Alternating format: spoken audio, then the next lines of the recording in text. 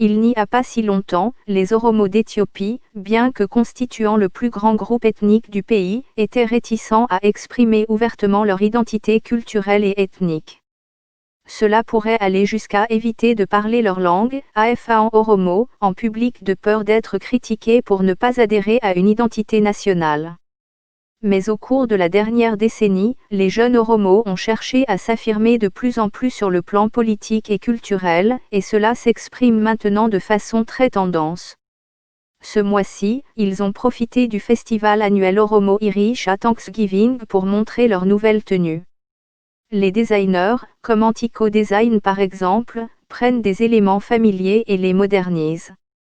Le rouge, le noir et le blanc des couleurs Oromo immédiatement reconnaissables, comme sur les hommes de la photo ci-dessus vêtus des pantalons et écharpes traditionnelles et les femmes habillées de vestes longues adaptées du costume traditionnel.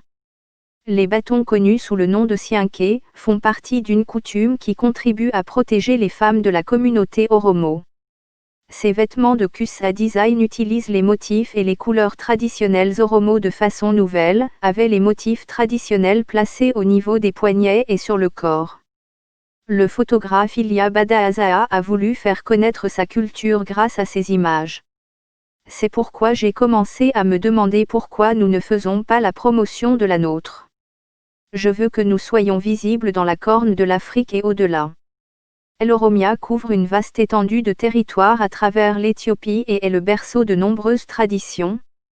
Sur la photo ci-dessus, les femmes tiennent des paniers provenant de l'Oromia orientale, mais les ceintures en tissu conçues par Yomiyu Cultural Claude attachées à leur taille, proviennent de la partie sud de l'État régional. Le festival de l'Irisha attire normalement des millions de personnes, mais cette année, en raison des restrictions liées au coronavirus, la foule était moins nombreuse dans la capitale, Addis Abeba. Ce n'était que la deuxième fois que le festival se tenait dans cette ville, ce qui reflète sa popularité croissante au niveau national. La femme qui tient le sianké sur cette image porte une tenue Oromo plus traditionnelle, mais certains détails des vêtements des femmes qui l'entourent sont plus modernes.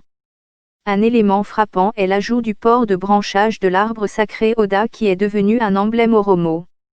Il y a 4 ans, une tragédie a frappé le festival lorsqu'au moins 55 personnes sont mortes dans une bousculade déclenchée par des affrontements entre la police et les manifestants.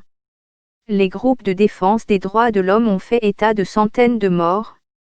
Cet incident mortel a fait naître une vague de protestation des Oromos, qui se plaignent depuis de nombreuses années de souffrir de marginalisation politique et économique.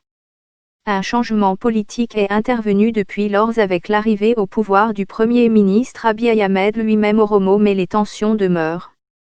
La campagne pour les droits des Oromos a été soutenue dans la diaspora, en particulier aux États-Unis.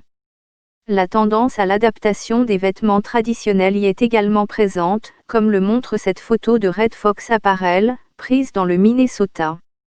La future styliste Senake Becky Girma, 27 ans, décrit le changement d'attitude envers la mode Oromo comme incroyable, expliquant que les gens sont de plus en plus fiers de leur identité.